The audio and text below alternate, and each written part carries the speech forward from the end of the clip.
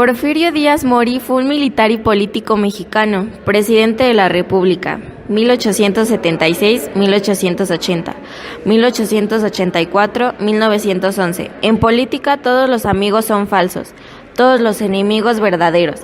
Porfirio Díaz nació el 15 de septiembre de 1830 en Oaxaca, hijo de José Díaz y Petronila Mori, huérfano de padre a los 3 años de edad. Estudió durante 5 años en el seminario oaxaqueño. En 1843 entró en el Instituto de Ciencias y Artes a la carrera de Leyes, que no terminaría. Desde 1852 trabajó como zapatero y carpintero. En 1854 era bibliotecario en el instituto donde estudió Derecho. Durante su mandato, la economía de México se estabilizó y el país experimentó un desarrollo económico sin precedentes. Se invirtió capital extranjero en la explotación de los recursos mineros del país. La industria minera, la textil y otros experimentaron una gran expansión. Se construyeron vías férreas y líneas telegrafíacas y el comercio exterior aumentó. Por otra parte, los inversores extranjeros agotaron gran parte de la riqueza del país.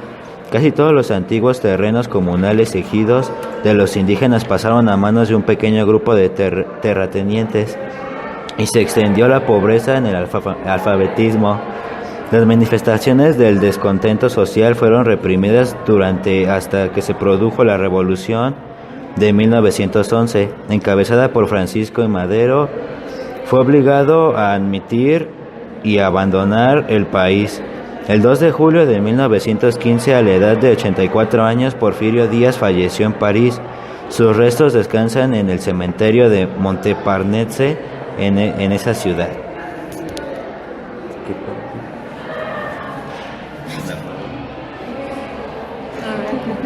Esperen, no me dejen. El 23 de enero de 1860 sufrió una derrota por parte de las fuerzas reaccionarias que obedecían a Cobos en el pueblo de Mitla. El 30 de enero de 1860 se nombra jefe de la Brigada de la Sierra de la División de Operaciones del Estado de Oaxaca. El 19 de abril del mismo año se recibe con una mención honorífica por el asalto y toma de manzana inmediata del convento de la Concepción de Oaxaca. Durante la Guerra de Reforma libró 12 batallas, fue herido de gravedad. Creó una policía secreta, sufrió peritonitis, instaló una fábrica de municiones, se volvió experto en ataques súbitos y emboscadas. Durante su mandato, la economía en México se estabilizó y el país experimentó un desarrollo económico sin precedentes. Se invirtió capital extranjero en la explotación de los recursos mineros del país. La industria minera, la textil y otras experimentaron una gran expansión. Se construyeron vías férreas y líneas telegráficas y el comercio experimentó un aumento. Por otra parte, los inversionistas extranjeros agotaron gran parte de las riquezas del país. Casi todos los antiguos terrenos comunales ejidos de los indígenas pasaban a manos de un pequeño grupo de terratenientes. Y ya. Ya se bloqueó. Ya se bloqueó. El porfiriato-porfirismo fue un periodo de la historia de México durante el cual el poder de México estuvo bajo control del militar oaxaqueño Porfirio Díaz, durante 30 años de los 34 años que recorren entre el 28 de diciembre de 1876 y el 25 de mayo de 1911. El periodo de 1876 a 1911 está marcado dentro de la historia de nuestro país como porfiriato y se refiere al gobierno de Porfirio Díaz, quien ocupó la presidencia del país durante el lapso antes mencionado, con la excepción de 1880 a 1884, donde el presidente de la patria fue Manuel González. Se conoce como porfiriato al régimen que encabezó Porfirio Díaz en México entre 1876 y 1911. Su mandato se inició a partir del triunfo militar que derrocó a Lerdo de Tejada. Este presidente había sido reelecto a través de ciertas presiones, pero Díaz puso en marcha el dominio Plan de Tuxtepec y logró derrocarlo. El porfirismo se conoce como la duración que tuvo el gobierno de Porfirio Díaz en México, el cual fue un militar que se alzó en armas en contra de la pretensión de Lerdo de Tejada de volver a reelegirse como presidente. La duración de la dictadura de Porfirio Díaz duró 31 años. Durante el mandato de Porfirio Díaz existió un auge en las diversas áreas de expresión artística y, en general, estas se pueden dividir en dos periodos dentro del porfiriato. Durante el primer periodo, de 1876 a 1888, la inclinación fue hacia el nacionalismo y más tarde, de 1888 a 1911. La tendencia fue una preferencia hacia Francia y su cultura. La literatura fue el arte y campo cultural, con mayores avances durante el porfiriato. El escritor Ignacio Manuel Altamirano y Costilla se creó grupos de estudio para la historia de México, los idiomas de México, y a su vez impulsó el estudio de la cultura universal. Desempeñó la labor de promover la cultura nacional en las potencias extranjeras, influenció al nacionalismo en la literatura. Posteriormente, los escritores mexicanos abandonaron el orgullo nacionalista y recibieron la influencia de la literatura francesa con el modernismo. Fueron influenciados por el poeta nicaragüense Rubén Darío, quien proponía libertad artística bajo el cumplimiento de ciertas reglas. De esta forma, los autores se inclinaron hacia el sentimentalismo en las artes visuales de la época. Destacó el pintor José María Velasco, quien dedicó la mayoría de su labor como pintor al paisajismo. Retrató el Valle de México, haciendas, volcanes y personajes de la sociedad mexicana. Además, otra parte de su trabajo la dedicó a retratar escenas provinciales de Oaxaca. Además, destacó el muralismo como forma de expresión nacionalista. En cuanto al teatro, una forma de teatro popular de género nacionalista muy popular fue el teatro chico mexicano. Sin embargo, este género tiene su origen en factores económicos y sociales, la nueva comercialización del teatro y su manifestación, que llevaron a cabo económicos y sociales. La nueva comercialización del teatro y su manifestación, que llevaron a diferencia dos géneros, el género chico español y el teatro popular mexicano.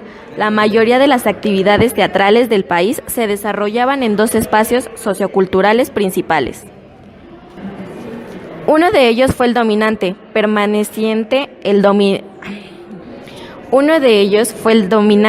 perteneciente al denominado teatro culto, destinado a las clases medias y altas, pero a su vez surgía una cultura popular que realizaba actividades escénicas como forma de entretenimiento para la clase trabajadora.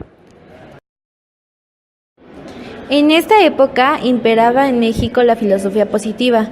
De esta manera se dio gran importancia al estudio de la historia. El gobierno de Porfirio Díaz necesitaba lograr la unión nacional, debido a que aún existían grupos conservadores. Así, el Ministerio de Instrucción Pública usó la historia patria para lograr este fin, dándole gran importancia a la segunda intervención francesa. Se inauguró en 1887 la exhibición de monolitos prehispánicos en el Museo Nacional. Además, en 1901, el secretario de Instrucción Pública, Justo Sierra, creó el Museo de los Departamentos de Etnología y Arqueología. En el año 1904 se presentó la Escuela Mexicana de Arqueología, Historia y Etnografía, que presentó muestras de cultura prehispánica al mundo. En el año de 1891 se promulgó la Ley Reglamentaria de Educación, que establecía la educación como laica, gratuita y obligatoria. A su vez, para controlar que los padres y tutores cumplieran la obligación de llevar a la escuela, se establecieron los comités de vigilancia. El 26 de mayo de 1900 fue promulgada la ley que proclamaba la creación de la Universidad Nacional de México, actualmente una iniciativa presentada por Justo Sierra. De esta forma, las escuelas de medicina, ingeniería y jurisprudencia, que había funcionado por separado durante más de 40 años, se reunían junto con la Escuela Nacional Preparatoria en una sola institución. Durante la Guerra de los 3 Años, 1858 a 1861 en México, se expidieron un conjunto de leyes conocidas como las leyes de reforma, cuyo objetivo fue separar a la Iglesia del gobierno. No obstante, la Iglesia Católica recuperó gran parte del poder perdido con estas leyes. Porfirio Díaz se declara católico, aunque ya existía un auge del protestamiento. Bajo el mandato de Porfirio Díaz, la Iglesia Católica pudo seguir obteniendo diezmos. Esta práctica afectó a los pequeños propietarios. debido a que la iglesia recibía semillas como diezmo de indígenas y los mismos pequeños propietarios. De esta forma la iglesia podía vender a precios bajos las semillas, prefiriendo a los compradores sus precios a los de los productores. Cuando Porfirio Díaz llegó al poder, heredó deudas considerables, nacionales y con el extranjero, además de una hacienda pública en quiebra. Por ello, los ministros de Hacienda realizaron acciones para el arreglo de las finanzas, entre ellos las cuales se encuentran creación de nuevos impuestos que no Cuando Porfirio Díaz llegó al poder, heredó deudas considerables, nacionales y con el extranjero, además de una hacienda pública en quiebra. Por ello, los ministros de Hacienda realizaron acciones para el arreglo de las finanzas, entre las cuales se encuentran creación de nuevos impuestos que no obstaculizan el comercio, mayor control de ingresos o reducción del gasto público, entre otras. La administración de los recursos del país se hacía con participación pública y privada. En 1984 surgió el Banco Nacional de México, como resultado de la unión del Banco Mercantil Mexicano y el Banco Nacional Mexicano. En este banco se recaudaban impuestos, se encargaban de la tesorería general y otorgaba préstamo al gobierno. El objetivo era que México ingresase a la economía internacional como exportador de productos agrícolas o minerales. De esta forma, México se convirtió en un exportador importante de materias primas y se produjo en el país de la primera revolución industrial.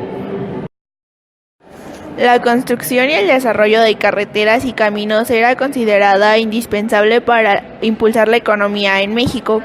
Por ello, el 13 de mayo de 1891 se promulgó una ley donde la distribución de los oficios públicos del Poder Ejecutivo en 7 secretarías de Estado, entre las que se nombró la Secretaría de Comunicación y Obras Públicas. Esta secretaría, también llamada ministerio, fue dividida en 12 segmentos, los cuales fueron correos internos, vías marítimas de comunicación, faros, unión postal universal, telégrafos y telefonía, ferrocarriles, monumentos, carreteras, calzadas y puentes largos y canales, consejerías y obras en el Palacio Nacional y Chapultepec, y desagües del Valle de México. Entre los años 1884 y 1889, la Marina se encontraba en un estado deplorable. Para el año 1987 se inauguró la Escuela Naval Militar, la cual preparaba oficiales para la Marina de Guerra. De la misma forma, se crearon las compañías Transatlántica Mexicana, la Mexicana de Navegación y la Naviera del Pacífico. Con un crecimiento el del tráfico marítimo en el Golfo de México, donde llegaban periódicamente buques de diversas compañías navieras estadounidenses, europeas y mexicanas.